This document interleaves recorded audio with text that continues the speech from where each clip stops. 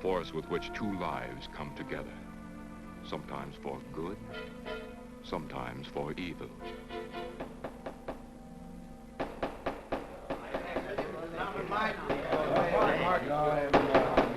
I say, Williams is out of line on this. I'm definitely against it. Seems to forget we have our stockholders to answer to. Phone Mrs. Williams, Della. Tell her to be ready in about an hour and I'll pick her up. Yes, Mr. You phone San Rafael and see if those papers are on the way over from the executive. Yes, well.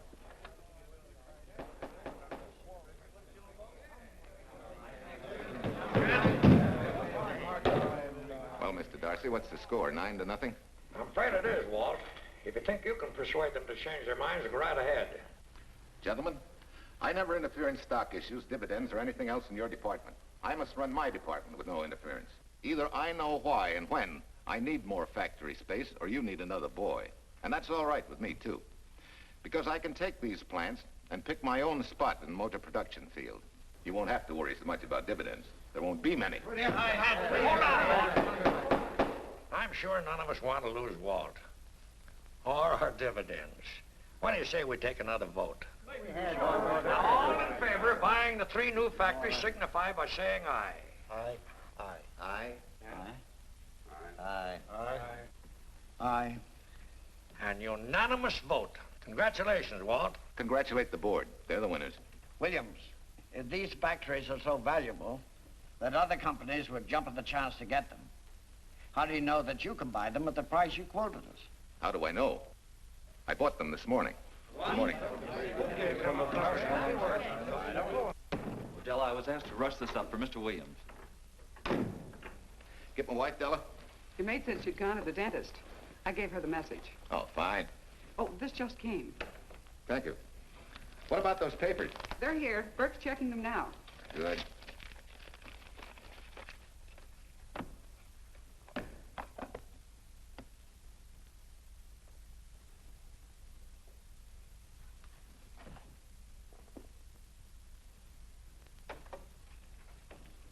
Congratulations, Walt.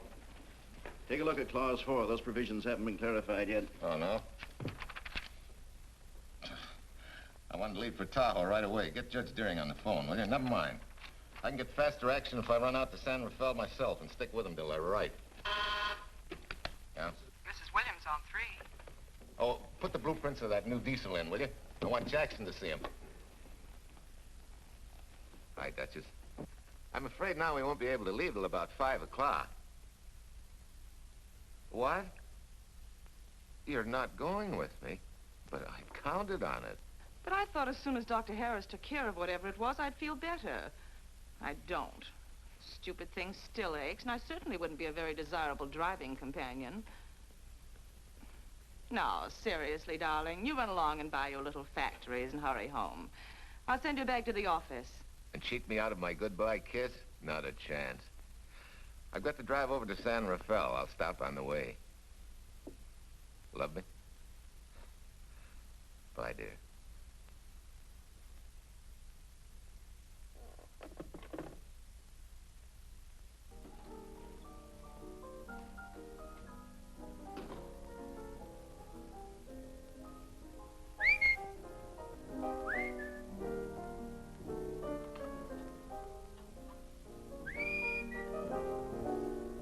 How do you expect me to whistle through a toothache?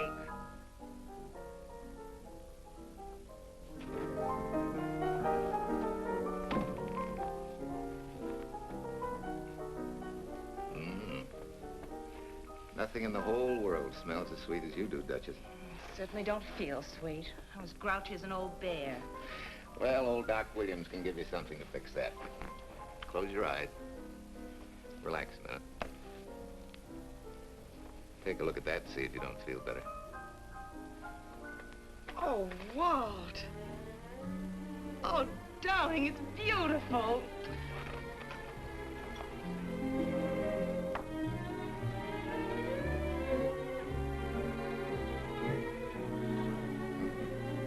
Not bad. Not bad at all. You know, to quote my wife, I like monograms on things. It shows they belong to me, unquote. When did your wife say such a thing, Mr. Williams? About 6 years ago, when I married her. She gave me the first monogrammed shirts I ever owned. Those were the words on the card. I still have it. I certainly hope your board of directors never discovers what a softy you are. They won't, don't worry. I have only one vulnerable spot. What really happened this morning? All I got out of Della was that you stalked out of the office with blood in your eye and were back in no time with canary feathers in your mouth. Oh, I clipped those birds' wings, but short. No one's gonna vote me down, sweet. Not when I know I'm right. Mm-hmm. But how did you convince the board of that so quickly? With subtle hints. Then easy persuasion. Like this. Either I get what I want, or you get yourself another boy. And that's all right with me, too. Walter! What a clumsy ox. I'm sorry, Duchess. Oh, please, sweet, don't be so upset. Oh, if you could have seen your face. Oh, don't bother, dear. Sulin will take care of that. Not exactly a good prescription for nerves, huh? You know, you're wrong, Dr. Williams. The way I feel now, a good cat nap will probably make a new woman out of me. And if it's not going to make you too late... Yes? Well, I'm sure that by 5 o'clock I'll... Swell. I'll run over to San Rafael, get things ironed out, and be back for you by 5. On the nose. Darling, wait. That's perfectly silly. I'll take a taxi cab and meet you in Sausalito. There's a drugstore on a corner opposite the square. I'll be there at 5 o'clock and we can go straight on up to Tahoe. That'll save you all that late afternoon traffic and all that time it'll take to come and pick me up. Smart woman, my wife. Thinks of everything. Where's your bag, honey? Oh, Sue Lynn still has some things to press for me. Sure you don't mind taking a taxi? Very sure. Sweet dreams, Duchess. See you at 5. Better get going. Bye, honey.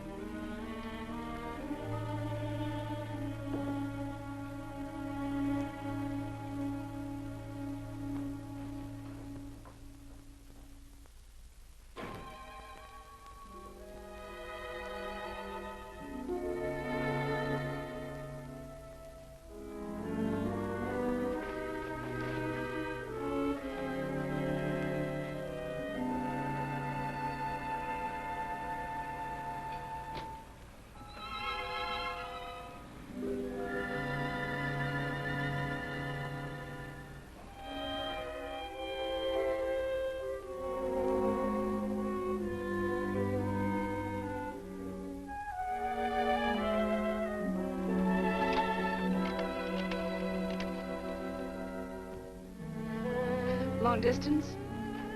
I want Berkeley 79721. Hello. Ah. Hiya, beautiful. Yeah.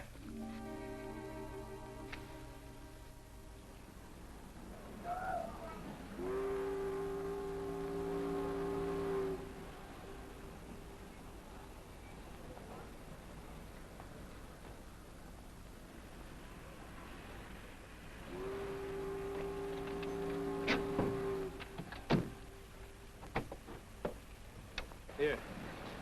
Don't forget, turn this stuff over to a bellboy at the airport hotel in Oakland.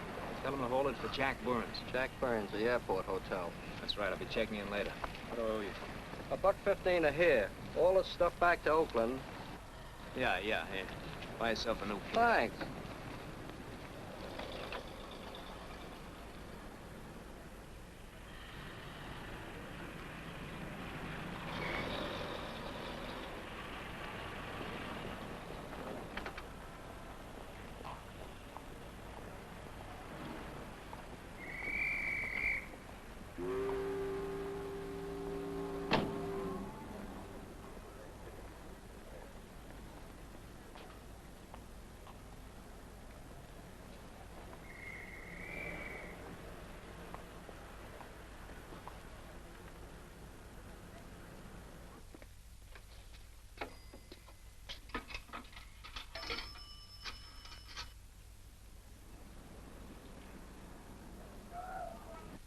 Hey, where's that new woman who was going to meet me? It's after 5 o'clock.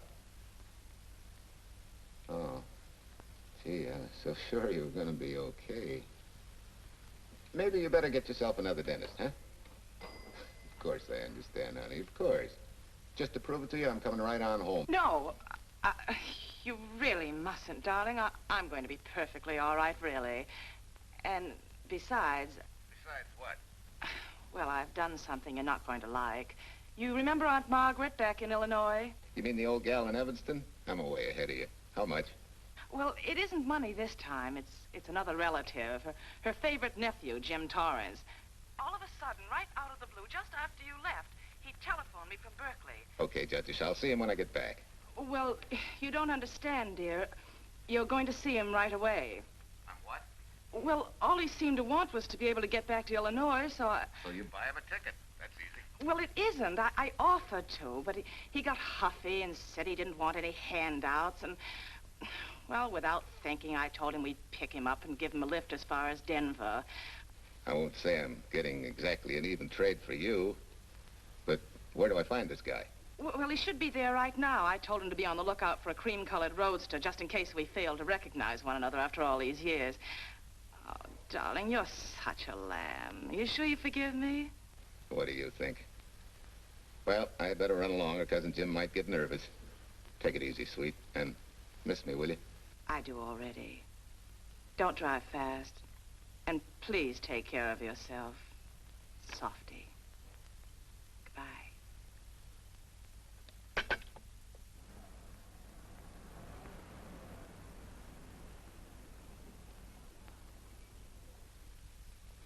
Hello, Della? Yeah, Mrs. Williams wasn't able to go with me. Now, while I'm gone, you see that she gets her roses every morning. That's right. But this time, on all the cards, put love from Softy. Yeah, S-O-F-T-Y.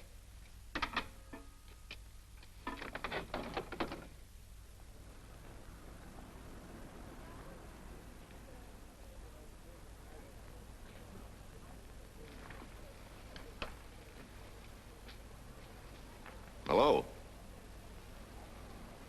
You must be Jim Torrance. Yeah, that's me. I'm Walt Williams. Hiya, Jim. Hi.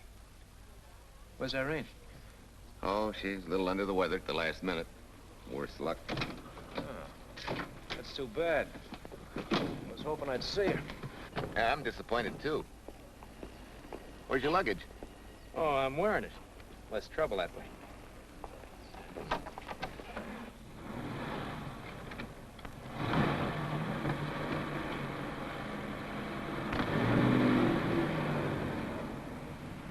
Irene tells me you're heading for Illinois. Yeah. Going been a little rough, huh? Haven't exactly been worried about my income tax. What's your line, Jim? Oh, guess I'm a better salesman than anything else. You know, I can give you a couple letters when you get back to Chicago. It might help you. It's fine. Little in with the top brass never hurts. What outfit were you with? Patton's Third Army. How was it? Rough. Except for the time in Italy. I kind of liked it there. Patton's outfit never got to Italy. Of course. But most civilians never know or care, and I figured you didn't either. Well, I fooled you that time.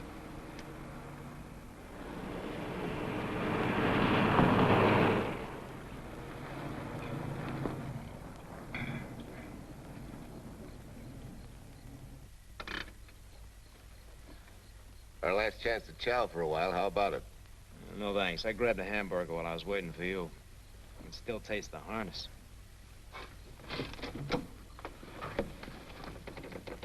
Sure you won't change your mind? No, I'm gonna grab a little shut-eye. Right.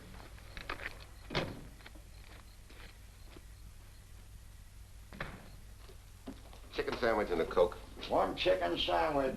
Chicken sandwich coming up.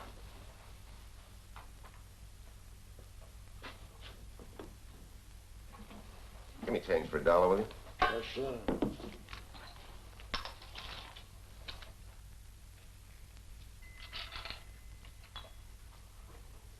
Thanks.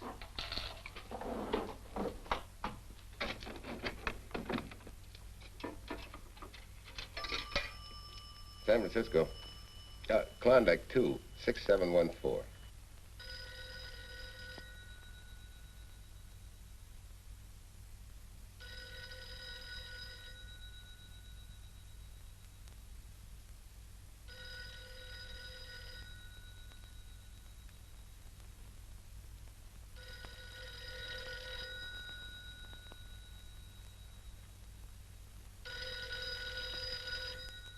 Klondike 26714 does not answer.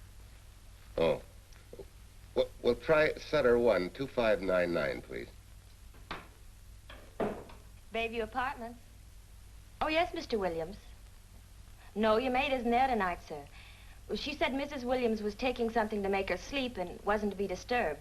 But perhaps... No, don't disturb her. Just leave a message that I won't forget about a certain problem. Mm-hmm. I think I have it, sir. You want her to forget all about a certain problem. Softy, is that S-O-F-T-Y, sir? Softy is going to take care of it thoroughly. Is that all? Yes, that's all. She'll understand. Be sure she gets it the first thing in the morning. Right.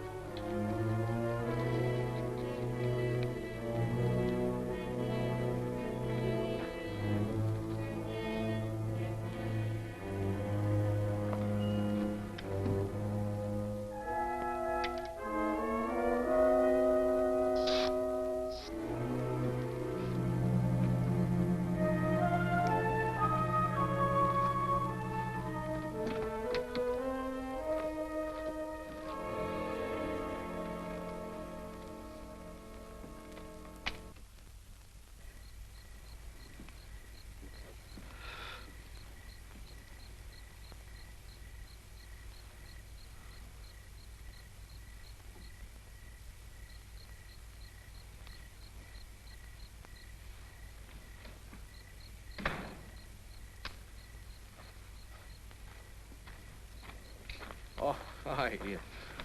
It's been so long since I've been behind the wheel of anything but a Caterpillar or a Jeep, I had to find out what a real buggy feels like. Why don't you drive for a while? Oh, swell. Nothing would suit me better.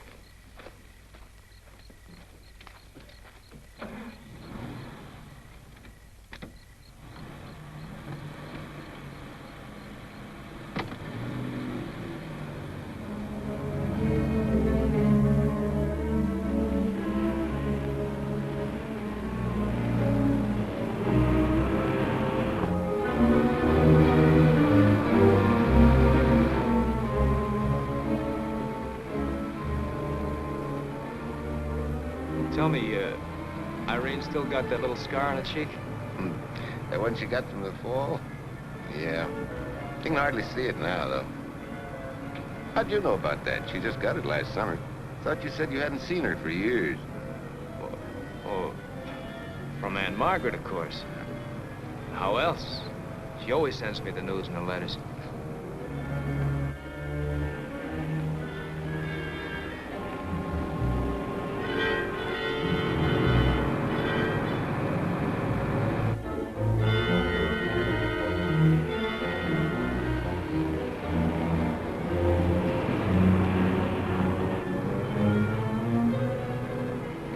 Margaret will be pretty happy to see you. Irene says you're the favorite nephew.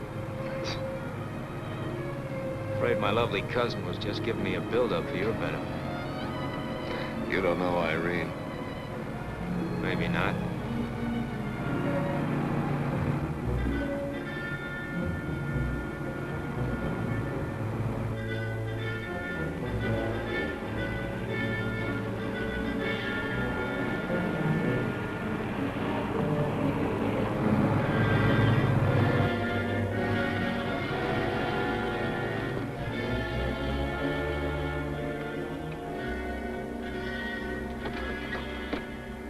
What's the matter?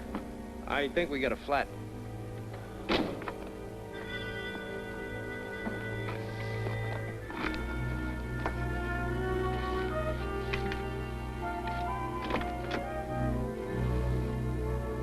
Yeah, flat as a flounder.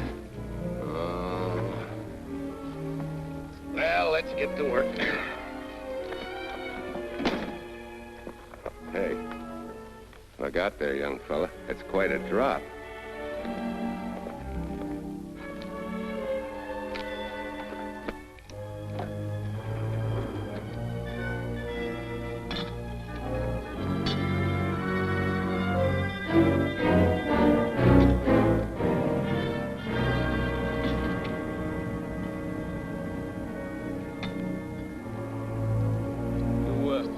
You got a flashlight?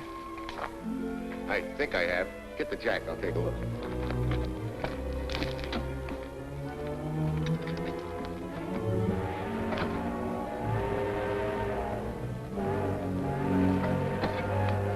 Did you find it? Yeah. Yeah, it won't be long now.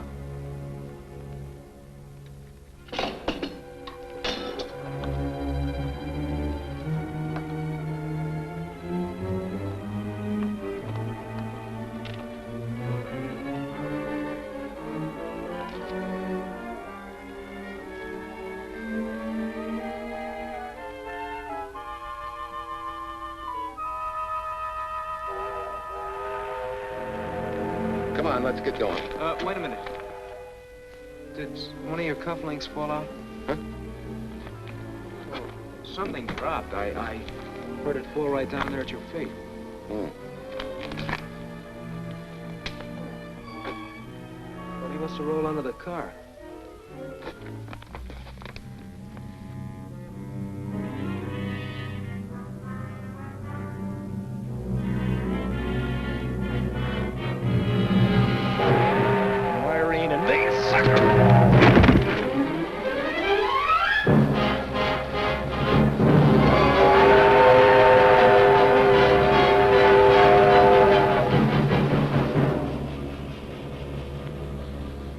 Hello?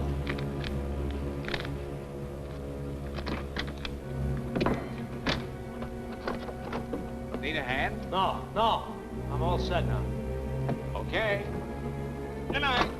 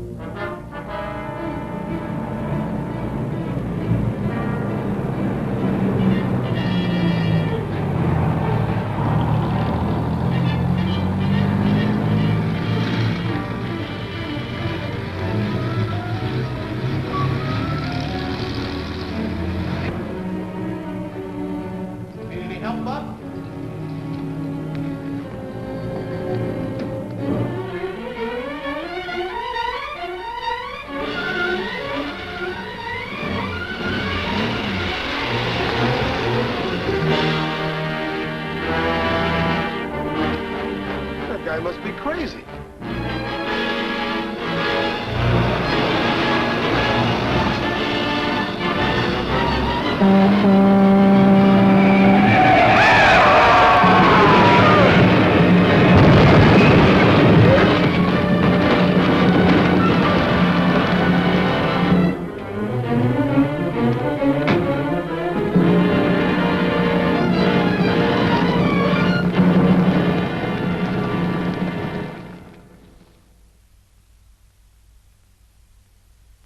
case my husband should be late and have to rush for his plane. This will be taken care of. Thank you.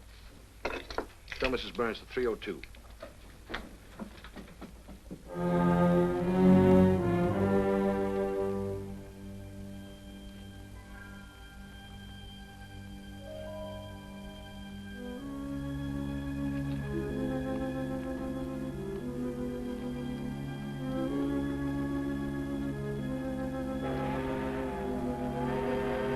Irene and me, sucker.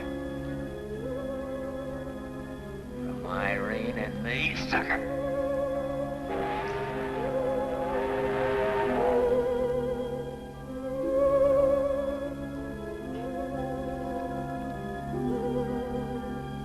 Take care of yourself. Softy. Softy.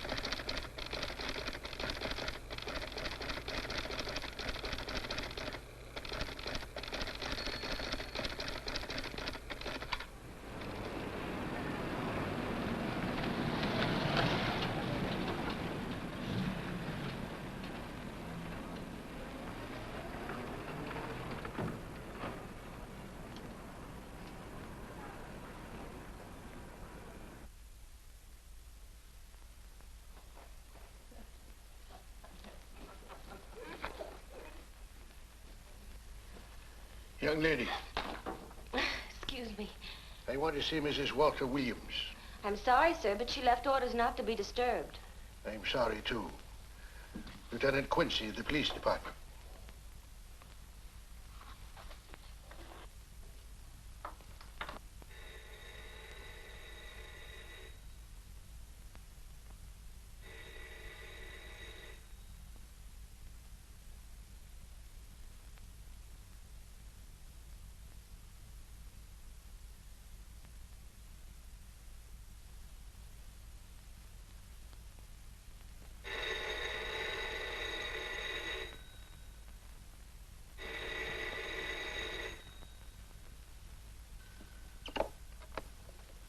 Hello? I thought I left orders not to be Oh, I see. Ask him to come up, please.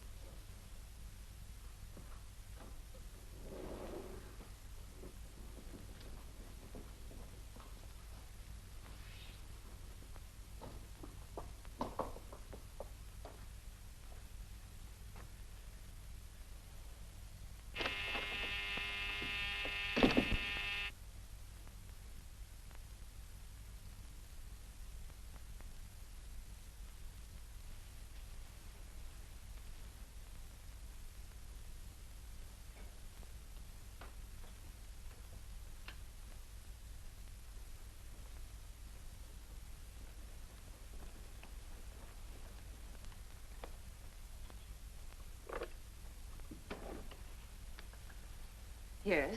I'm Lieutenant Quincy with the police department. I'm sorry to disturb you at this hour, but...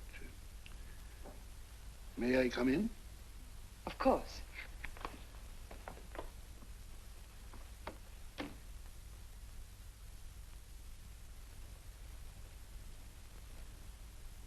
Well, Lieutenant? Did your husband go on a motor trip late this afternoon? Why, yes, he went to Denver on business. Why? Was he driving a Packard roadster? Yes. Is anything wrong? I'm afraid there is. Won't you sit down? Has something happened to my husband? Yes, Mrs. Williams. He's dead, isn't he? Yes. Oh, Walt, I knew something like this would happen. I begged him time and again not to pick up hitchhikers. But it wasn't a hitchhiker, Mrs. Williams. It was just an accident. He ran into a truck, a gasoline truck. You mean there was fire? He must have been driving pretty fast. I don't think he felt anything after the crash.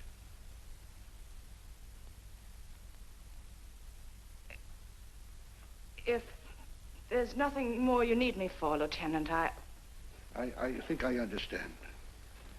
And may I say you've taken this with a great deal of courage. Good night, Mrs. Williams.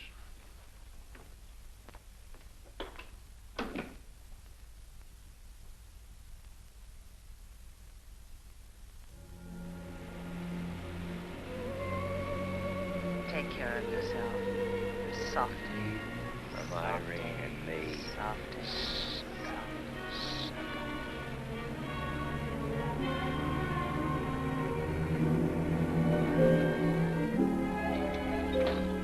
Ready? Yeah. That Williams must have been quite a guy. Yeah, he went to work for Universal Motors as a sheet metal worker. Mm-hmm. Less than 10 years, he's their top production man. Well, he sure went out in a blaze of glory. Yeah. Let's go.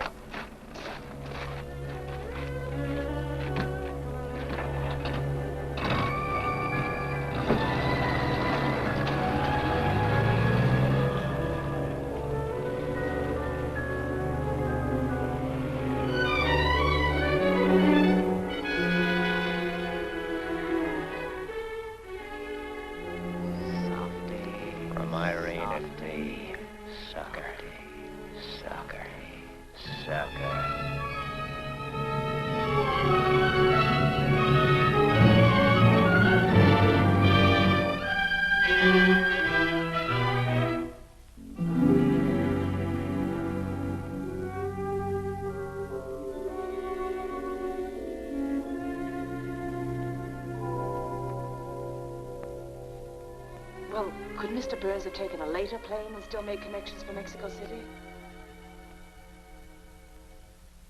I see. Thank you. Yes? It is some telegrams for Tai. Just put them under the door, Sulin.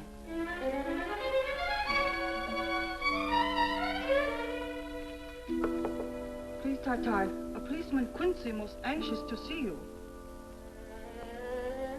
Ask him to wait, Sulin.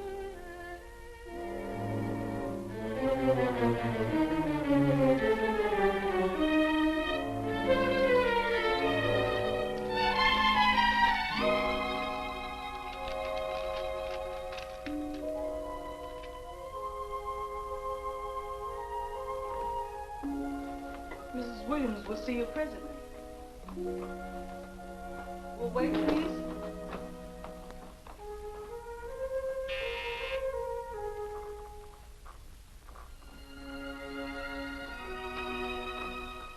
Flowers for Mrs. Walter Williams. Thank you.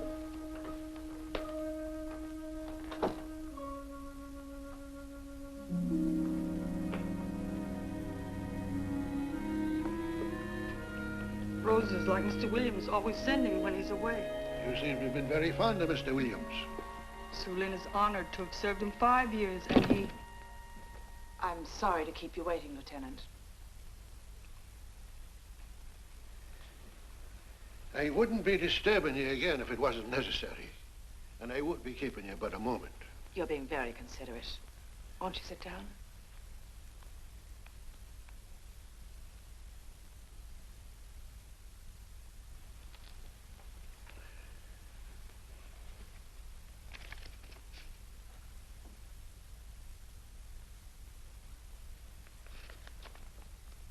Everyone's been most thoughtful.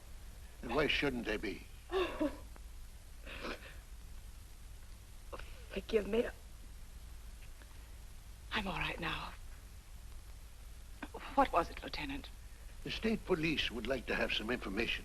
They found some wavy skid marks for quite a distance on the road, as if the car had been out of control when it crashed. Tell me, was Mr. Williams a reckless driver? Why, no. He was a fast driver, but certainly not reckless. Well, was he a heavy drinker? Quite the contrary. But what about his health? Could he have had a heart attack and lost consciousness before the accident? Why, no. He was in perfect health, but he'd been working much too hard lately and was overtired. Perhaps he fell asleep at the wheel last night. Oh, poor darling. If only I'd been able to go with him last night, he might still be alive. Well, maybe so and maybe not. You mustn't blame yourself, Mrs. Williams. Fate plays an important part in these matters. Your handkerchief.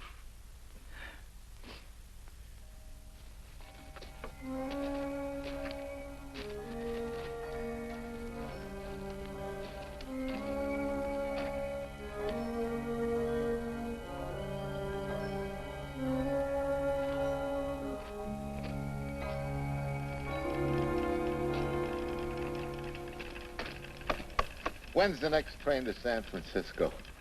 10 a.m. tomorrow. You sure there isn't one sooner? No, I'm sorry.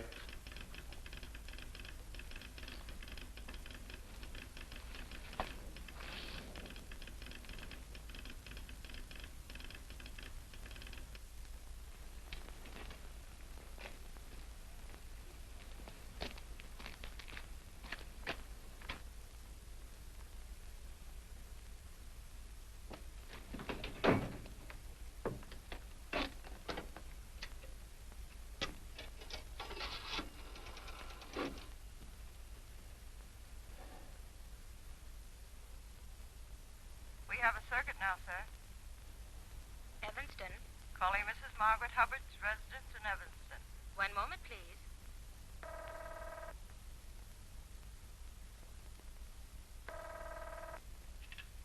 Hello? Mrs. Margaret Hubbard? Yes? Who's this? Long distance. I have a call from Mr. James Torrance. Who? Mr. James Torrance. He's her nephew, Jim Torrance. The call is for your nephew, Jim Torrance. I haven't any nephew, and I don't know any Jim Torrance. Sir, Mrs. Hubbard says she doesn't know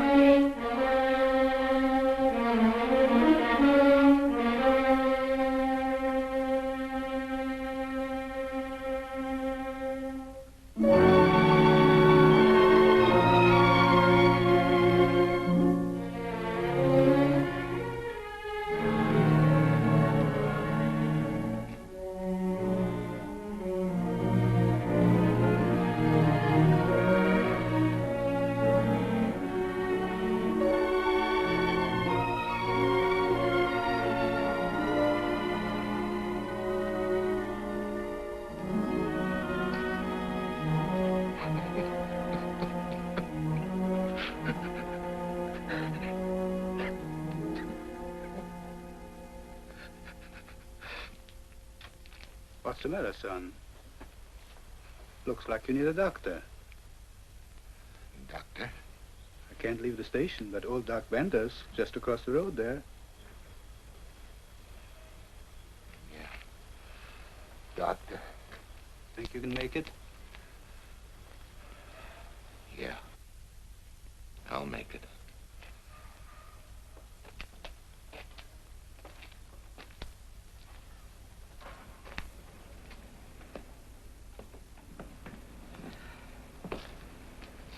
Now take it easy, man. There's some concussion there. You've got to watch your step for a while. Yeah.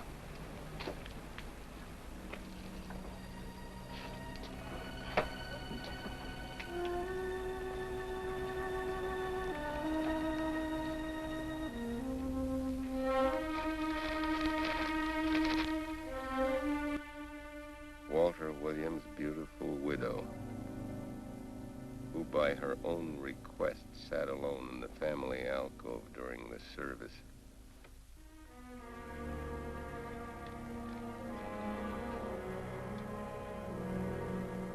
Smart. Someone might have caught her licking her chops.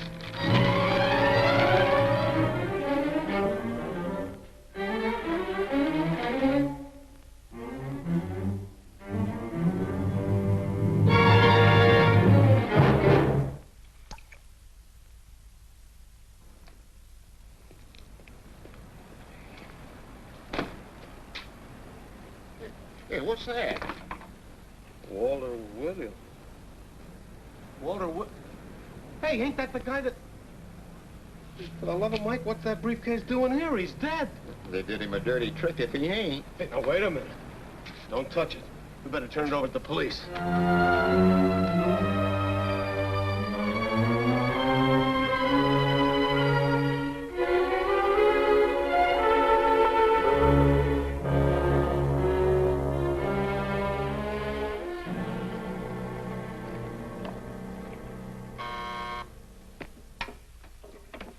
Homicide, Captain Callahan. Oh, yes, Chief. The dope just came in from Washington. The fingerprints are those of a James Torrance. Yeah, I'm putting Quincy on it. Right. This sort of opens up a new can of peas on the Williams accident. There's the FBI reporting the guy. Playing with the lady's affection seems to come natural with him. All you got to do, Quincy, is find him. Yes, that's all I got to do. Last known whereabouts of Jim Torrance was in a moving van somewhere between Sacramento and Points East. Yeah, wait a minute. Last known address, care of his sister, Mrs. Joseph Rossetti. Irving Apartments, Berkeley. Well, what are you waiting for, Quincy? Let's go. Did Torrance leave any forwarding address? No, he said he was going to send it to me. Sorry to trouble you. Oh, Lieutenant, if you should happen to hear from him, will you let me know? There's an unpaid telephone bill and a bundle of laundry. Laundry? Let's have a look.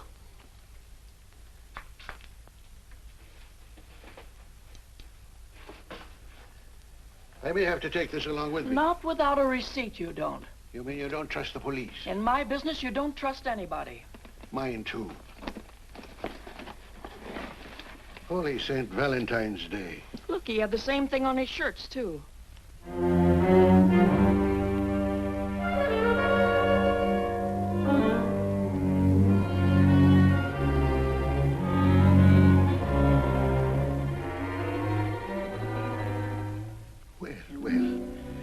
Romance in your late tenant's life.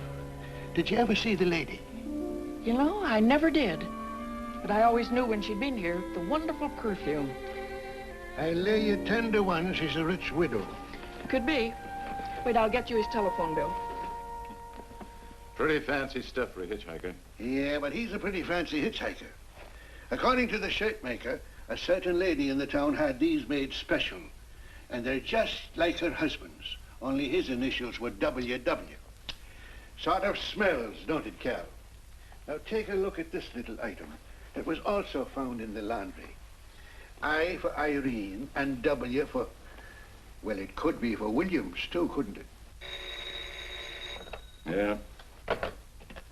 Homicide, Callahan speaking. Hello? Oh, hello, Fitz. Hello. What news? Oh? Any luck? Both days, huh? Swell. Have it typed up and sign it. This report of Fritz will be a nice little topper for this pile. His checkup shows calls from Torrance's phone to Williams's private number, and a flock of them going the other way, including one on the 7th and several on the 8th. The 8th, in case you've forgotten, is the date of Walt Williams' accidental death. Well, that ought to be enough to get an indictment out of the grand jury. Go pick her up. I'd like to play a long shot first. It might give us 2 for 1. Well, take 'em one at a time. A bird in the hand is not going to lead us to its mate. I'd like to give the lady a little more rope. Well, Thanks. I thought you'd agree.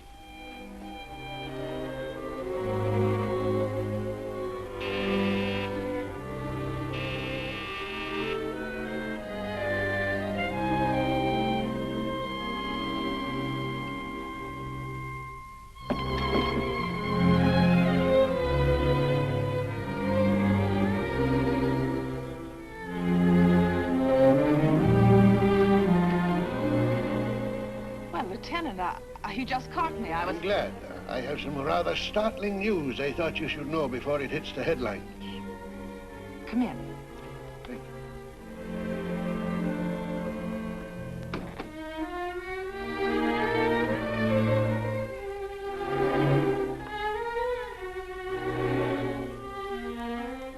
Sit down, won't you, Lieutenant? Thank you.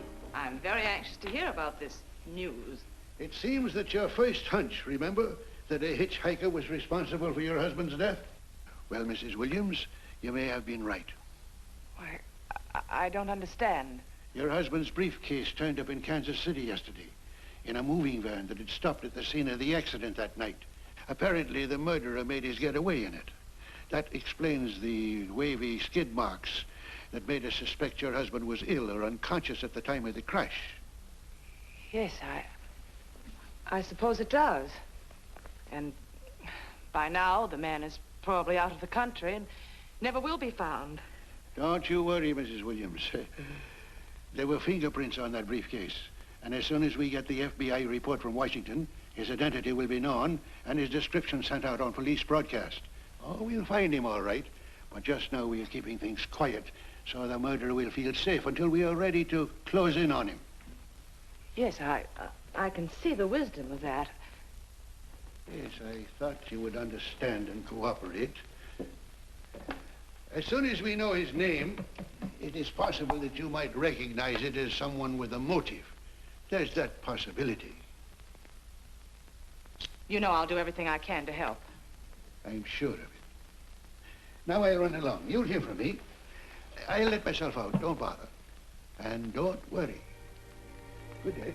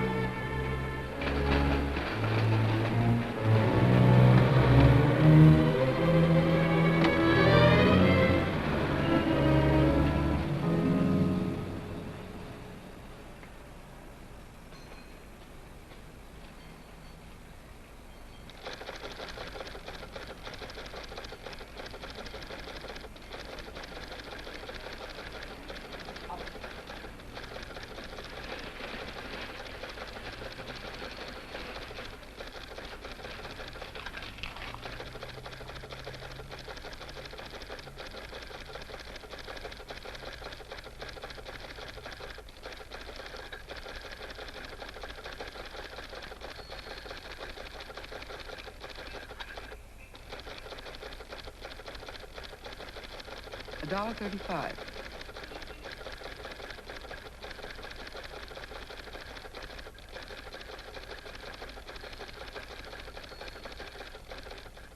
See, everything after the letter J in the first name has been obliterated by heavy writing over it. The only impress letters legible are those between words or before them, like RNS at the end of this name here, and the Hotel Santa here before the word Evanston. Well, Tom, don't you think it's about time you retired? Why, there isn't even evidence there of Mrs. Williams' intent to communicate with Torrance. And who do you think she beat a path to the telegraph office to wire to? The League of Decency? I'll tell you what I think, that you should have brought her in when I first told you to. By the time you get her now, she'll have figured out a way to tip Torrance off. He'd be that much tougher to find. Not unless she's tipped him off from your office. Ernie's got her on ice waiting for you.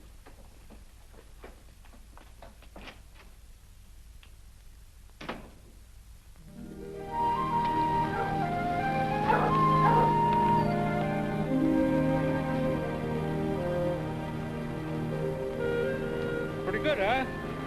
Fastest growing little town in Idaho.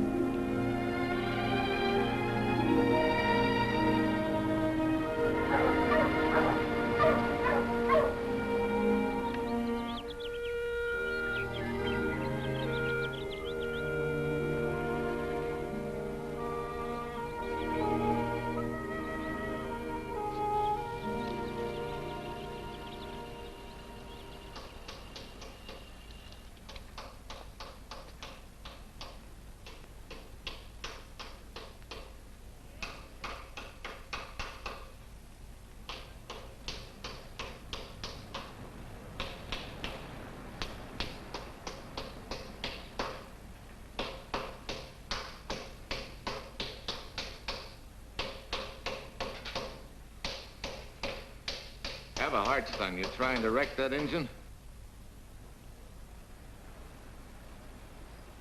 Oh. Sure. It's a hobby of mine.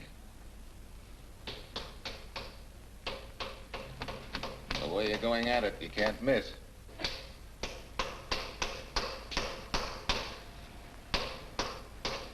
Here. I just can't let you ruin that beautiful motor. Start her up.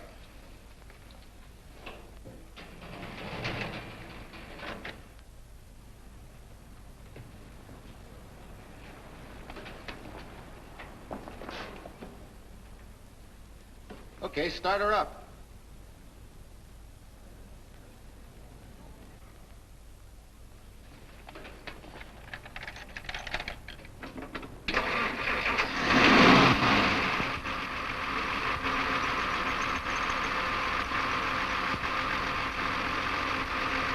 Shut her off.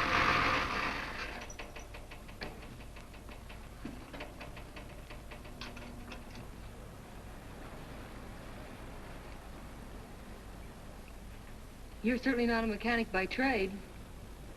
Hands like that.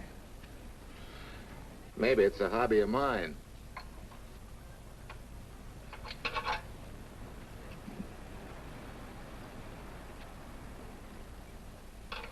Gee, what happened to your head? Perhaps I was talking when I should have been listening. Okay? Okay by me. Thanks a lot, Hill. So long, Marcia. Bye. He's all right now. You better lay off though till the boss gets back. I'm the boss. I guess the new cars are a little bit over my head. Now, with a jalopy, it's different. Aren't there any mechanics around here you can hire? No, they all went over to the new factory in Mansville. I guess they got better wages. Tough break. Yeah. How much do I owe you? Oh, forget it. Well, I'll be shoving along. Well, at least have a cook in the house. You might as well. Marcia, can I use your phone a minute, please? Sure, help yourself, Uncle Ben. Never rains but what it pours. 650, please. Flat tire this morning. Now the danged engine stalled on me. Nice and cold. Wilson's garage? No, I did not give you the wrong number. Fine thing using my phone to cheat me out of repair bills. Aren't you ashamed? You gave me the wrong number. 650, please. You're a nice girl, Marcia Peters, and your ma's a fine woman. And I'll always buy my gas and oil here. But you ain't never gonna tinker with my car again. Busy? Busy. Always busy. Wait a minute. We're not so busy. Would you like to do another good deed and give Uncle Ben a hand? Why not? Where is your car, mister? Maybe I can help you. Why, are you a good mechanic? Very good. And very reasonable. Well, just what you need, girl. Better hire him. It's an idea, Uncle Ben. Come on. Thanks for the Coke. Sure.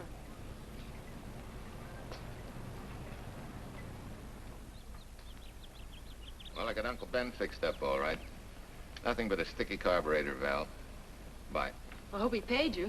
What for? It only took a minute. You're certainly not money conscious, stranger. There. This is no kind of work for a girl. Well, somebody has to do it if I want to stay in business. And I want to.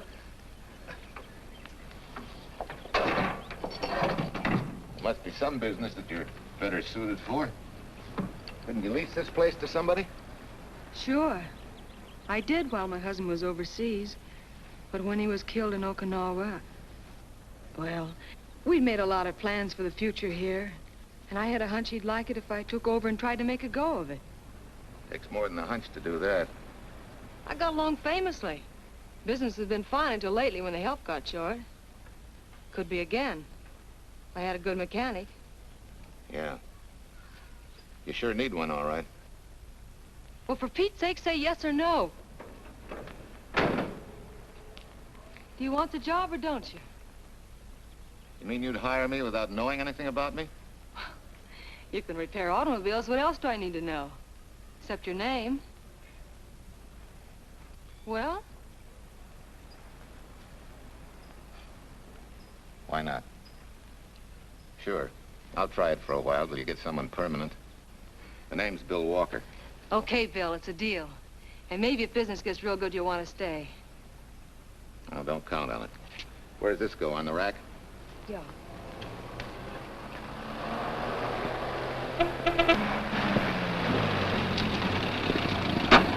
Marcia! Marcia! It happened! It's a boy, 8.5 pounds. Pair of shoulders like a prize fighter. Well, congratulations, Papa. How's Jane? Ah, perfect. Everything's perfect. Gotta get down to the store and tell the gang. Almost forgot. Oh, gee, thanks, Ed. I'm sorry, I won't have enough for the gang. Yippee!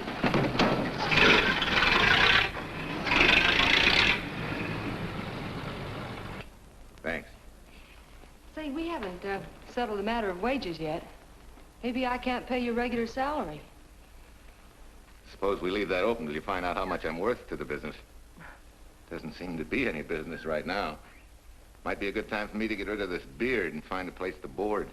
We live right next door. I'll go ask Mom. She'll know of a place. Sort of a peaceful house. I noticed it this morning. Oh, gosh, I forgot. She's down helping Mrs. Wellesley with her canning. Mom finds homes for everything from stray cats... To stray mechanics? Well, you're not a stray anymore. I'll go phone. Pearl, 674, please. Hello, Miss Wessler. May I speak to Mother? Hi, Mom. I've got some good news for you. I hired a man for the station. Yeah. No. Nobody we know. He's from out of town. Needs to place a board. You got a good one up your sleeve? Okay. Says she has to meet you first to come home for supper. Huh? And you like apple or cherry pie? Cherry. Cherry it is, Mom. See you later. Oh, now I gotta get rid of this. Hey, where's the nearest barber shop? The one and only, just up 2 blocks. Tell Judd you're working for me. When you get back, we'll close up and go home. Thanks.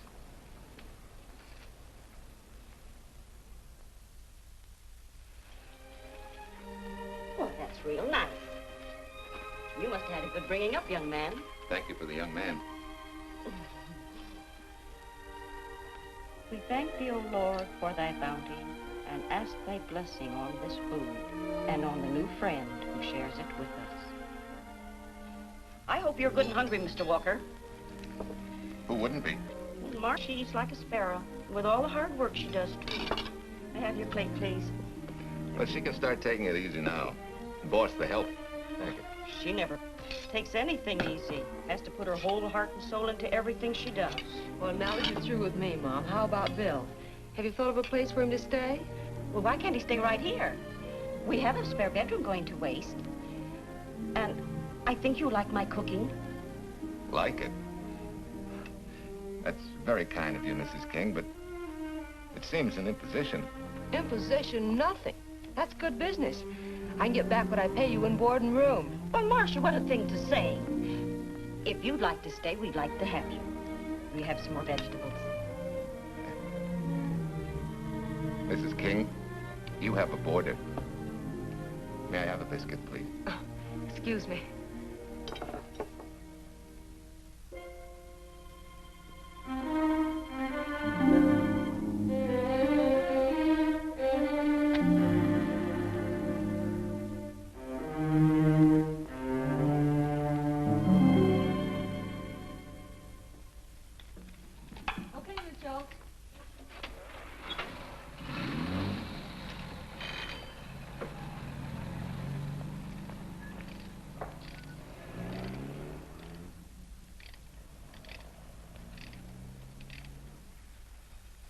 It's wonderful the way tools seem to come alive in your hands. You seem to sort of come alive, too. As though you got real pleasure out of working with them. I do. When you're doing a job with them, you can't think of anything else. Bill, if something's bothering you, why don't you get rid of it? What would you prescribe, doctor? Amputation. For that stupid chip on your shoulder.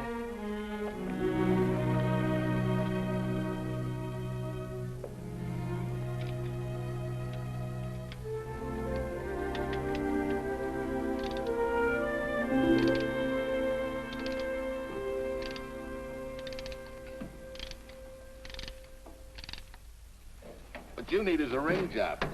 Save yourself some money. Gee, Bill, with the baby and everything, I just can't afford it now. Oh, we'll take care of that. Hey, boss. How's Ed's credit? Good enough for a ring job? Well, sure, if I can hold Junior as collateral. Oh, not a chance, fella. Never mind her. I'll do it on my own time. Oh, thanks, Bill. Maybe we'll see you tonight, huh?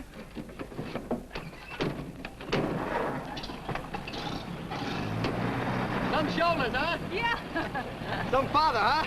Bye, Marcia. Bye, Marcia. Bye. Nice kids. Say, was Ed clowning about their being hard up? No. Things have been pretty tough for him ever since he got out of the service. Fix a car for him, Bill, and only charge him for the labor, okay? Then he gets it for free. I'd already figured on knocking that off. Say, we could make it an anniversary present. Anniversary of what? Junior's arrival, and mine, 3 months ago today. Time certainly flies. That was a lucky day when you came to MP service. Your work's been bringing in a lot of business. I'm glad of that. Hated to have fallen down on Mom and you. Say, look, boss, why don't we three celebrate tonight and go to the movies? Ed said he and Jane were going. Well, that lets Mom out. She'll be babysitting. I'd love to go, Bill. I haven't been in ages. Here's your opportunity. Go to work.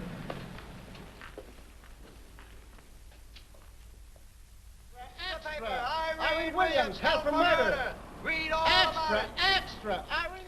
This is Sheila Graham with the latest news of the shocking Williams murder case.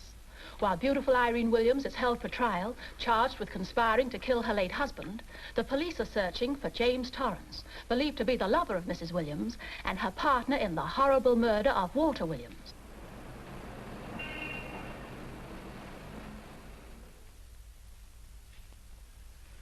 If I'm handling your case, my dear Mrs. Williams, I want 1/3 of everything you get.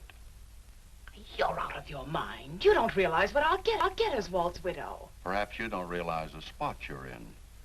Torrance's fingerprints were found not only on your husband's briefcase, but, in a manner of speaking, on your reputation as well. There's a detective named Quincy, a very smart cookie. He isn't exactly for you. Frankly, Mr. Warner, I'm beginning to wonder if my attorney is for me. Underestimating the enemy's ammunition would scarcely be wise. Now, if we can get to trial before Torrance is found, they'll never get a conviction. But... But what? if he shows up, we may have to fry him. Oh, no. Let's not cross that bridge until we have to. But if it comes to a choice, we're not going to burn, are we?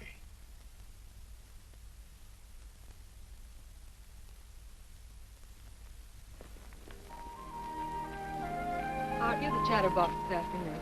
What about this afternoon? Oh, I'm sorry, boss. I guess it was wool gathering. You're only supposed to do that in the spring. Is there anything you don't know? Yes.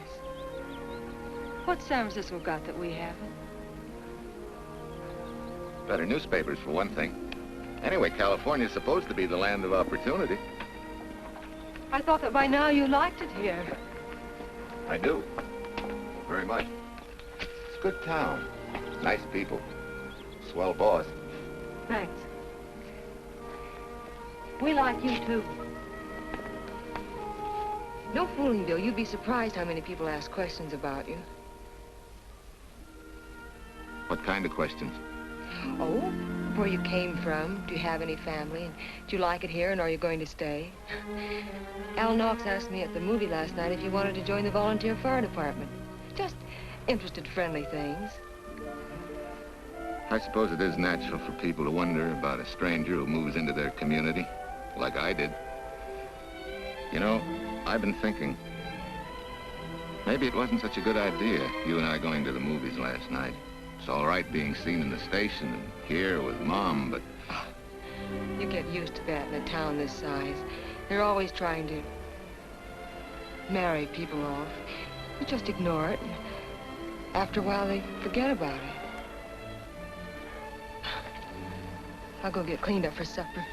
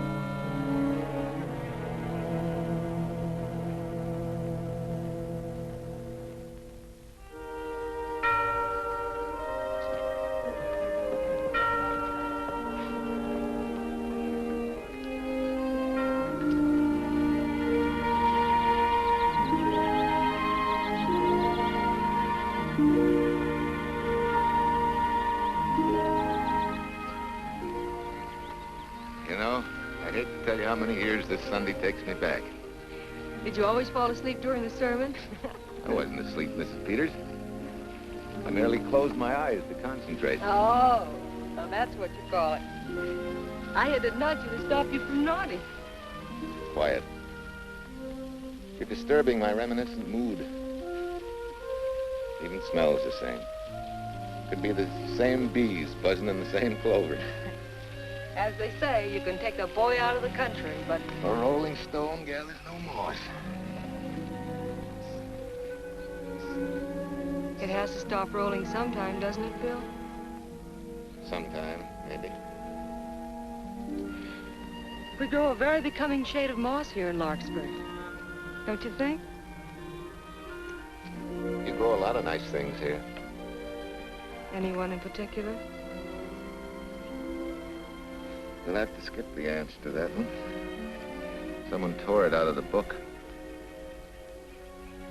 You're married, aren't you, Bill? Yep.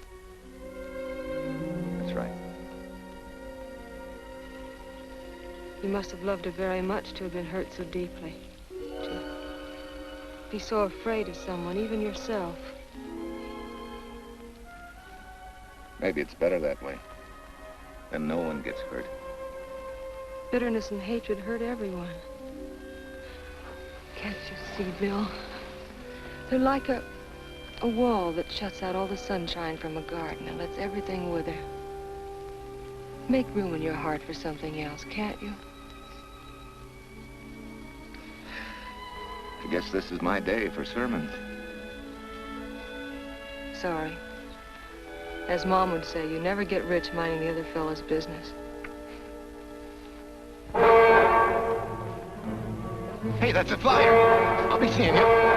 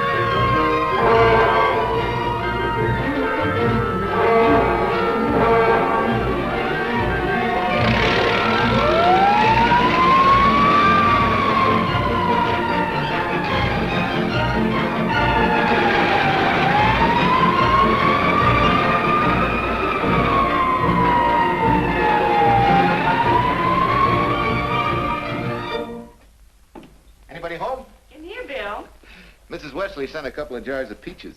Said you helped her can them. Oh, thank you. When I delivered the doc's car, he insisted that I have a bite with him. Where's the boss? Took a book back to the library for me. Huh?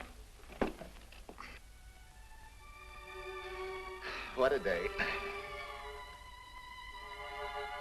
Hey, what's the idea? Are you darning my socks? Well, I thought a drawer full of holy ones isn't doing you much good. I found it when I put fresh papers in your bureau yesterday. You have a heap of things that need mending, haven't you, son? Does Marcia know? Do you think I'd tell her? This is your problem, Bill. Because I found out about it doesn't give me the right to tell anyone else, not even Marcia. When you trust folks, you trust them, and you give them a chance to work out things the way that seems right to them. How can one little woman be so big? Don't forget, it's a lot easier to be tolerant and understanding at 50 than it is at 25. Yeah, Mom. I'm going next door for a while. Grandma Thompson's ill.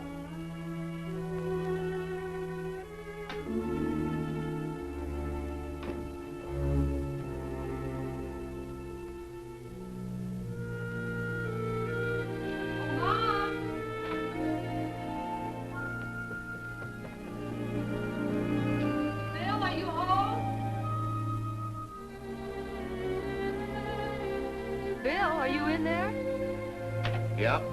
Mom went next door, Marcia. Hi. Do you work awfully late? Oh, about 6. Anything wrong? Come in. I want to tell you something. I'm checking out. Has something happened? No, just... I'm doing what I should have done a long time ago. Moving along. But why, Bill? My name isn't even Bill. There isn't any Bill Walker. I'm Walter Williams. The late Walter Williams. Walter Williams? I don't understand. You may not even after I've told you, but at least you'll know the whole story. Sit down, please.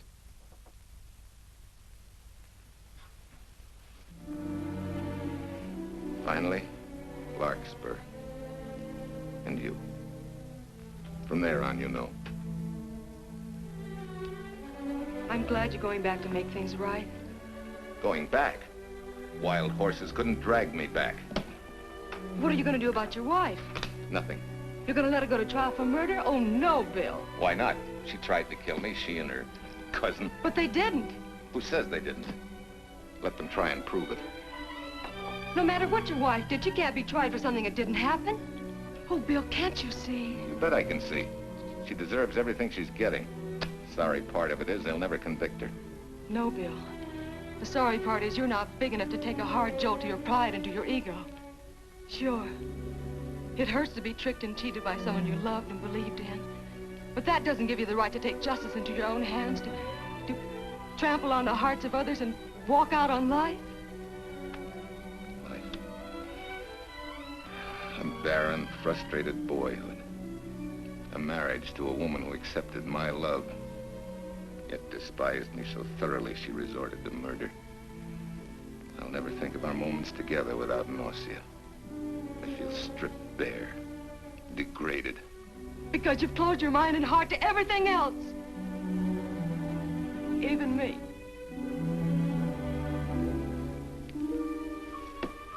Oh, Bill, please. Don't destroy the one chance we have for happiness. We haven't got a chance. Doing the right thing never works out. I know. In this world, you turn the other cheek and you get hit with a lug wrench. Forget me, boss. Try and forgive me.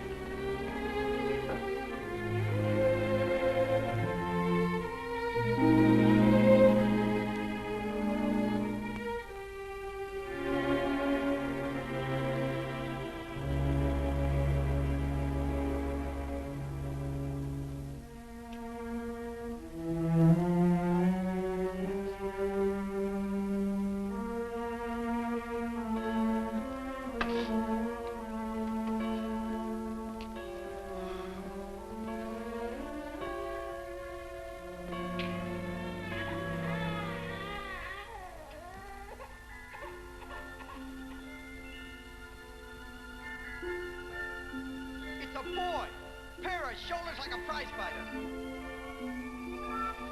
You know, I hate to tell you how many years this Sunday takes me back.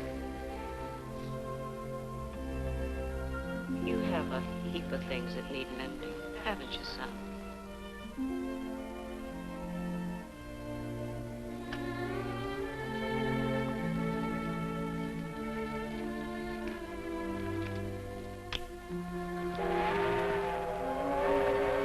Take care of yourself.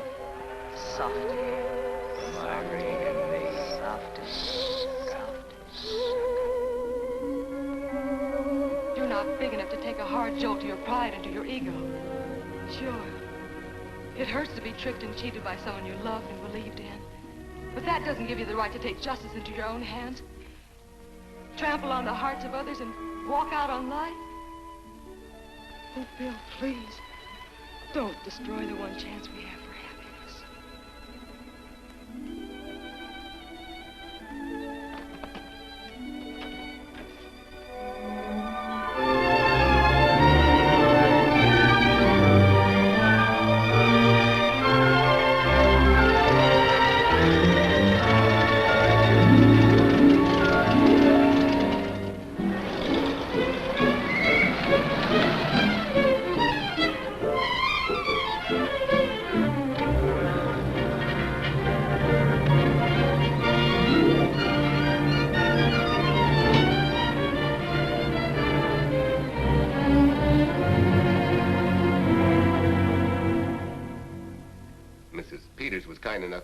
To substantiate at least the Larkspur portion of what I've told you.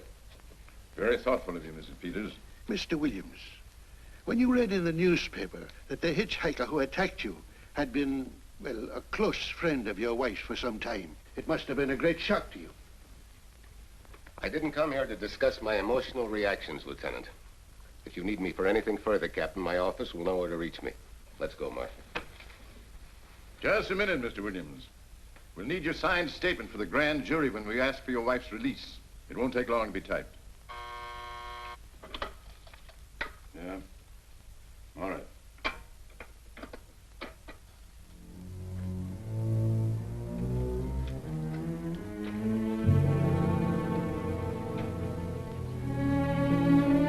Come in.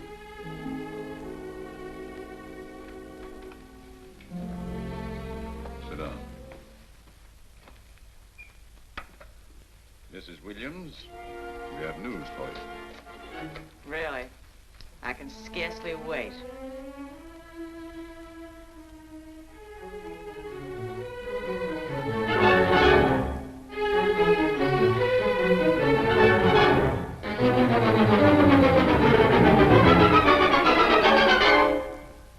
It seems it was Torrance who was in the car when it crashed. Jim? Dead?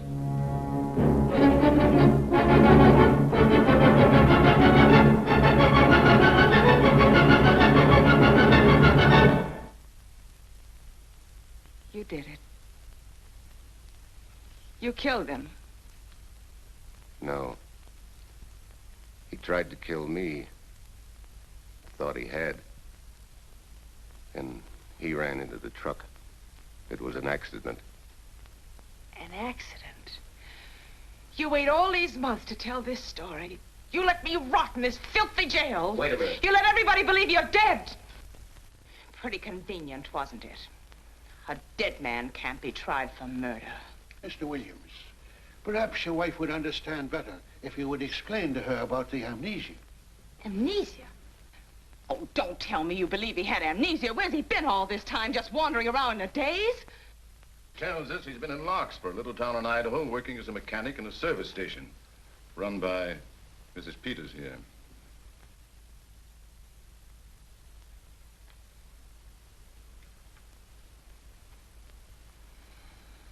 I understand perfectly. Now that my chance for happiness is dead, I suppose you'll demand the divorce I begged you to give me so that I could marry Jim. That's fantastic.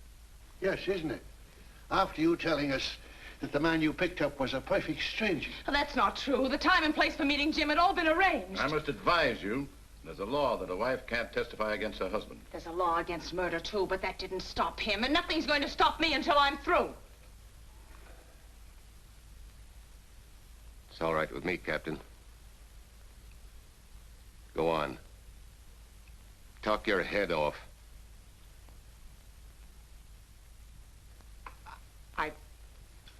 I was to have gone with him to Denver. He insisted on it, although I was quite ill. Several hours before we were to leave, he came home. There was a violent scene. He threatened to kill me unless I agreed to give up Jim. And I wish he had. This is incredible. Not one word that she has said is true. Then you have nothing to worry about. Mrs. Williams, was there a witness to the threats you mentioned? No. Unless the maid overheard. She was in the apartment. In fact, she picked up the pieces of the vase that he threw at me. Where's she now? I don't know. She left me suddenly after all this began. Please, could the questions wait? I feel rather ill. Will you have Mrs. Williams ready for the grand jury at 10 o'clock tomorrow morning? That's all.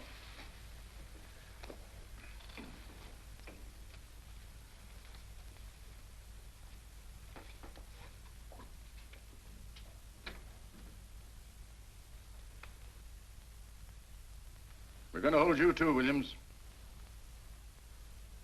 On what charge? Suspicion of murder. But he's not guilty of any of these things. Then it should be easy for him to prove it. Take it down and book him.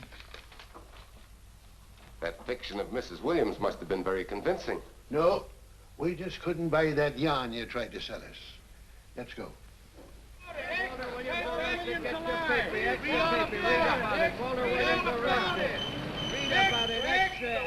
What's the white breed and murder charge? Extra, get your paper. Walter Williams charged with murdering wife Bubba. Extra, get your paper. Irene Williams goes free. Husband held. Extra, get your paper. White breed and murder charge. Walter Williams charged with murdering wife Bubba. And Daly's going to cover Williams' office. Okay, boys, hop to it. I want all I can get by 10 a.m. tomorrow for the grand jury. Okay, Chief. Oh, Tom, don't miss a bit. Dig up everything you can on Williams and the Peters dame.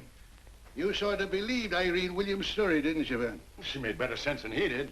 Well, sure, she's a better liar than he is. Don't forget, I went all through her grieving widowhood with her. She's a bad customer. Well, that's for the grand jury to decide, and Williams insisted on letting her talk. So it's his funeral. Funeral, all right. Especially with that yarn he told. But murder's out of character for him. There's a few pieces missing somewhere. There might be in Idaho, if it's not too much out of character for you to get going. You're going to miss me, Cal, when I retire next year. Maybe I'll join Private Eye and solve your cases for you.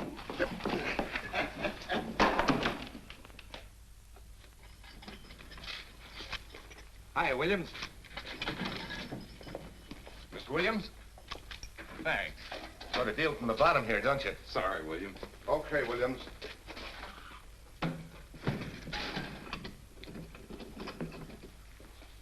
Well, not very good news, judging from your faces.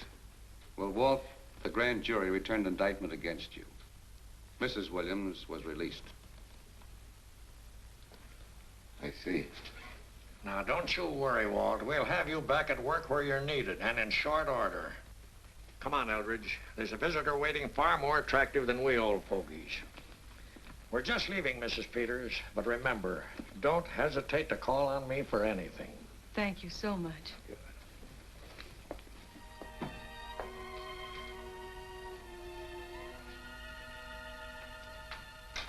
Hi, boss. Bill, what have I done to you? If it weren't for me, you wouldn't be here. If it weren't for you, I wouldn't be. I came back here because I wanted to believe in the things you do. I still do, no matter what happens. Will you do something for me? Go back home, where I know you'll be taken care of. Not a chance. You'll have to think up a better reason than that to get rid of me. I'm a big girl now. I've just been to Larkspur, Williams, where I found these newspaper clippings. Of course, some of them are 3 months old, but you seem to treasure them, so I brought them along. So? I don't think they exactly substantiate your claim of amnesia. As if you were interested in substantiating any claim of mine. Now, let's get one thing straight. Most people, when they get in a jam, think the police are only interested in the prosecution. Our job is to get the facts, the truth. And the truth never hurt anyone but the fellow that lied. Unless he was a beautiful woman. Oh, quit kidding yourself, Williams. You made the boner. I had no more to do with Torrance's death than you did. And out of the whole population of Northern California, you just happened to pick up a hitchhiker who happened to be your wife's boyfriend. Ah, have a heart, Williams. I suppose you'll tell the truth when you take the stand, but you better have some mighty conclusive proof if you expect the jury to believe it. Wait, Lieutenant. Bill, we all know you're not guilty, but we're going to need help to prove it, and need it badly. Lieutenant Quincy can't take sides, but if we're right, he has to be on ours. And I have a hunch he wants to be. Why don't you tell him the whole story? All of it. Please. I'd like to. Quincy, very much. Guess I should have told the whole truth in the first place. But I wanted to clean this mess up with as little scandal as possible.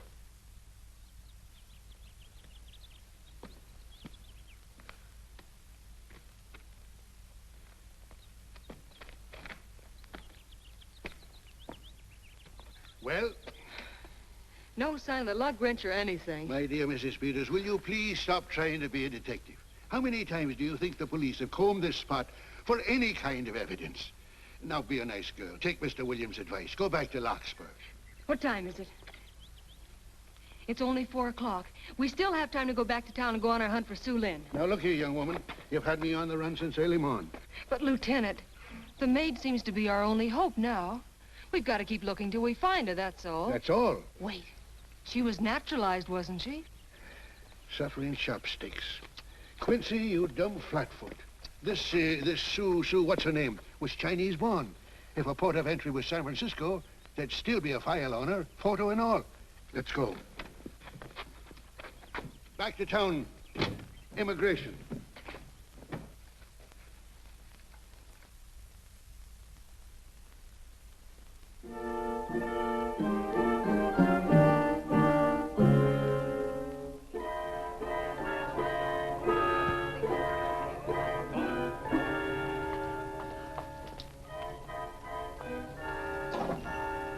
The council has given us the right lead.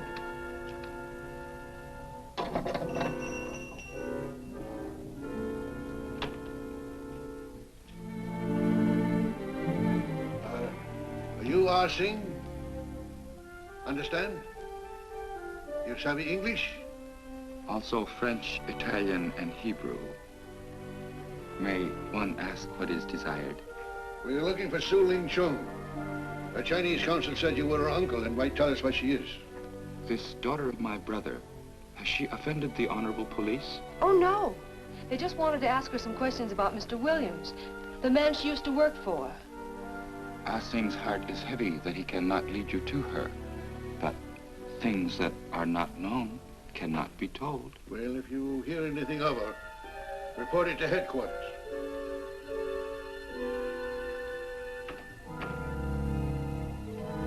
Men, untruth is not good for soul, and not wisdom when told to policemen. Better for the soul to be kind than to be wise. Sulin must keep silence to help in this matter.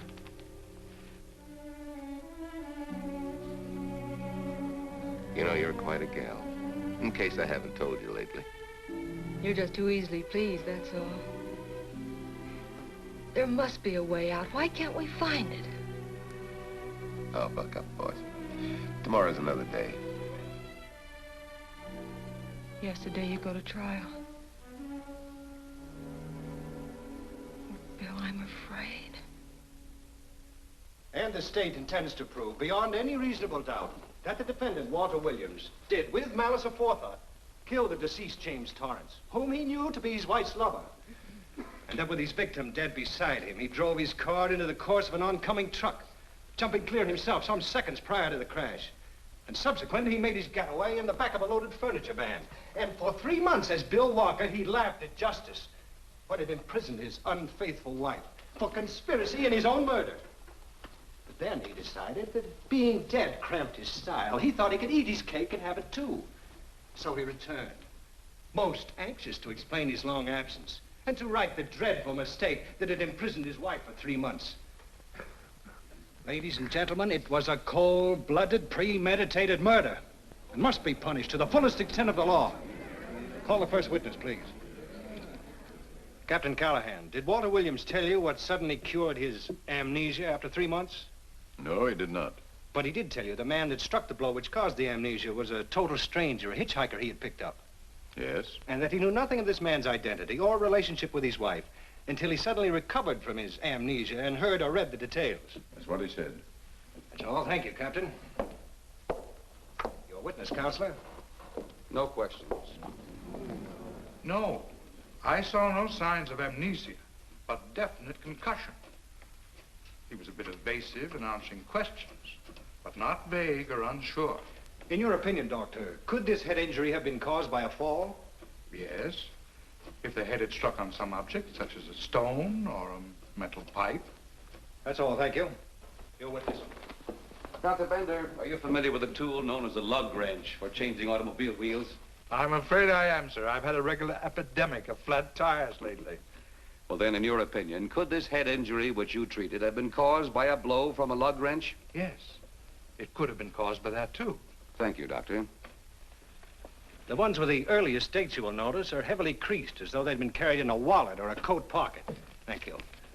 Lieutenant Quincy, will you kindly tell the court where you found these newspaper clippings? In the bedroom occupied by Mr. Williams in Mrs. Peters' home in Larkspur, Idaho. Is this your handwriting, Miss Revere? Yes, sir. And that's the message, at least our record carbon of it. Would you read it to the court, please? June 9th, 8:32 p.m. Message for Mrs. Walter Williams, Penthouse D. Mr. Williams called, said he wants you to forget all about a certain problem, that Softy is going to take care of it thoroughly.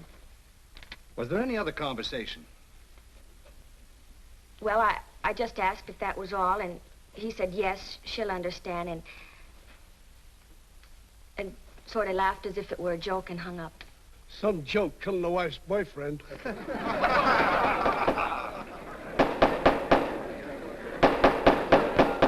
is the state versus Walter Williams.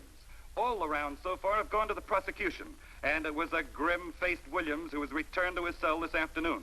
What the score will be after he takes the stand is anybody's guess, but he's going to need some lucky punches to get a decision.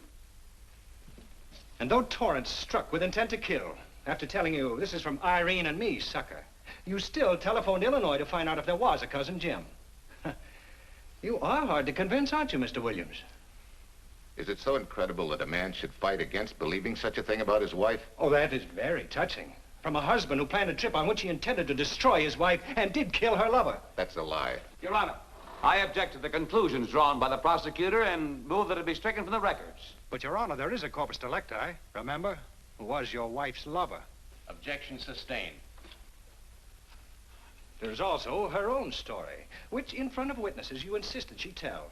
And then we have your own two different stories from your own lips.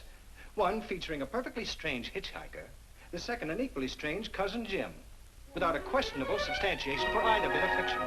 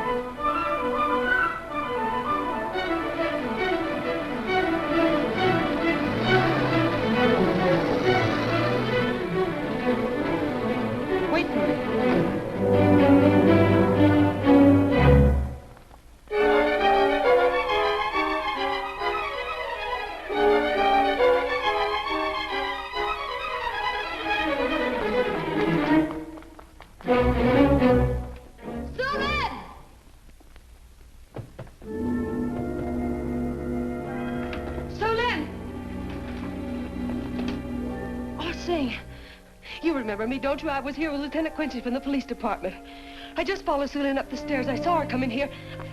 You must be mistaken. I'm not mistaken. She's here. I must see her. Our thing, don't you understand, is to save a man from prison, even from death. I will send her to you.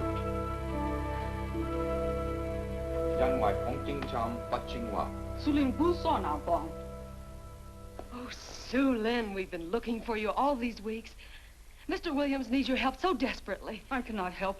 You must forget that you found Sue Lynn. Forget it?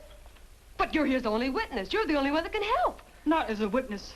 Only with silence can I repay his great kindness to me and my family in China. Why? For I heard other things. That most unhappy day. From Mrs. Williams' bedroom, his voice very loud and angry. A flower vase broken to pieces. He can explain all that. They do not believe what he's already told. That I heard anything would do harm. Don't you see?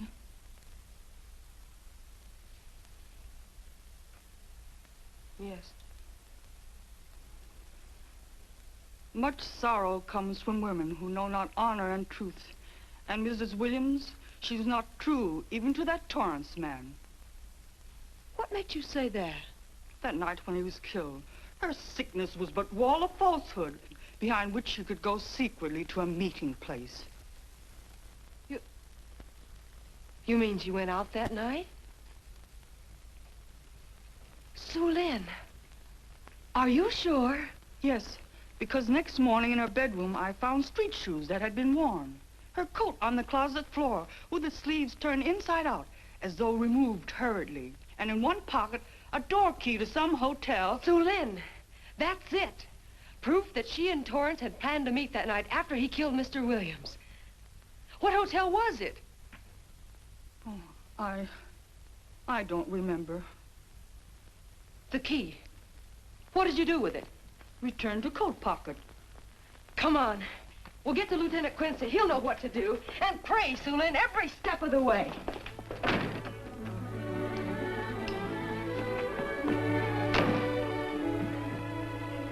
Now hold everything.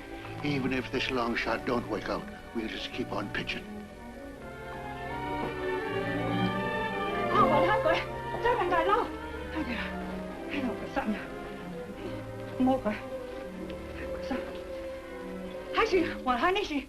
Here it is, yes. Room 302, Airport Hotel, Oakland. Maybe we got our miracle. A special little Chinese one. It is to hope that Sue Lynn was of small help to Mr. Williams. Oh, Sue Lynn. Come on, copper. Next stop, Oakland. A certain little lady's hotel rendezvous. I was on night duty then, all right, but I sure don't remember a looker like this. Quite a dish, eh? A little too highly seasoned for my digestion, thanks. Lieutenant, just found a couple of cars for room 302 on June 9th. George Baxter, checked out at noon. Mr. and Mrs. J. Burns. Room not slept in. J. Burns. Burns. Look, Quincy. The handwriting on the card is identical to that on the photograph. And here's a little boy, the same thing. The cover-up telegram to Aunt Margaret. Now look at the impressions. J here, and here RNS. J. Burns. That's the name she started a telegram to. Room not slept in. Say, I got that dame pegged now, Lieutenant. She said they'd be out of the room by midnight as her husband was catching a plane.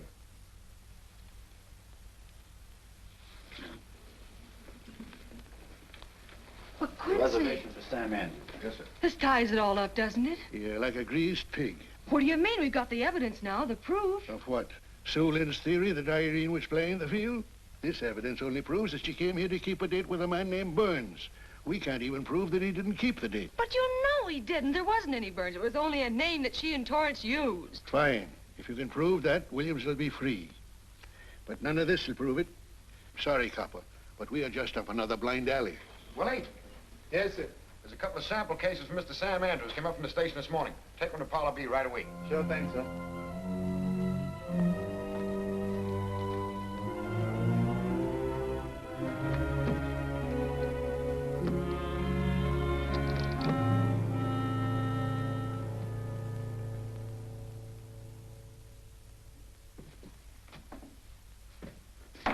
Be seated. Case of the state versus Walter Williams. Proceed, Mr. Aldridge. Your Honor, we will call Mrs. Irene Williams. Take the stand, Mrs. Williams.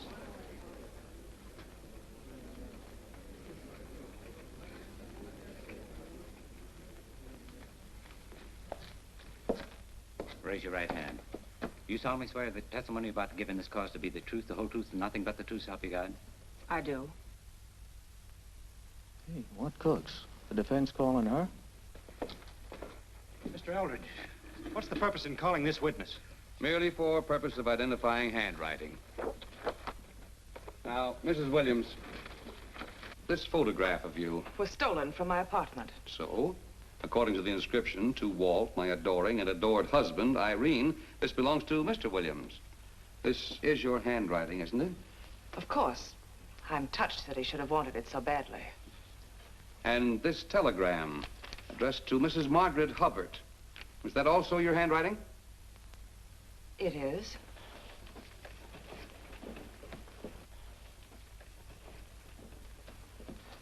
Now, Mrs. Burns, I mean Mrs. Williams, this photograph is inscribed to Jim, my adoring and adored Irene. Did you write this too? I see no point in all this. Merely answer counsel's questions. Did you write it? I did. And these letters addressed to Mr. James Torrance, did you write them? Yes.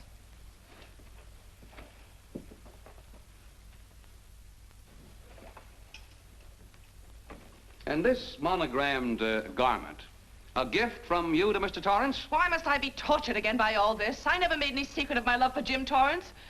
That's why he's dead. Your love for Jim Torrance. Yet on the very night he was killed, you had a rendezvous with a man named Burns, didn't you? I don't know what you're talking about. I don't know any man named Burns.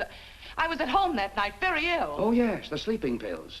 Well, you must walk in your sleep then, for you spent at least part of that night at the airport hotel in Oakland, where you registered for Mr. and Mrs. J. Burns. Don't waste the court's time trying to deny it.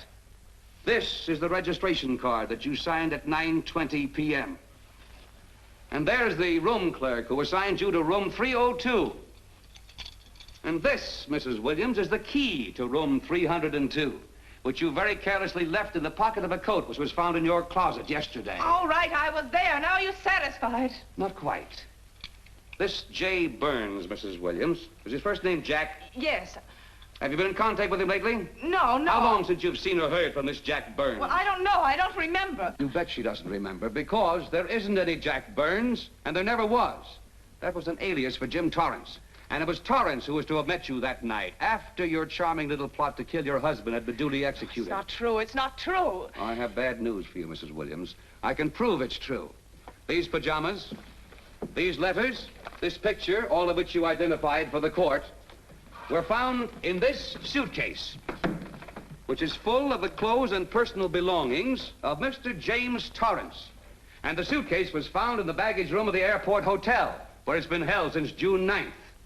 And it says on this tag, in large print, hold for Jack Burns. That is all, Mrs. Williams. Just a moment, Mrs. Williams. Your Honor, in view of the evidence presented, we now ask for a dismissal of the state's case against Walter Williams. And we intend to charge Irene Williams with conspiracy to commit murder against her husband, Walter Williams. Oh, no.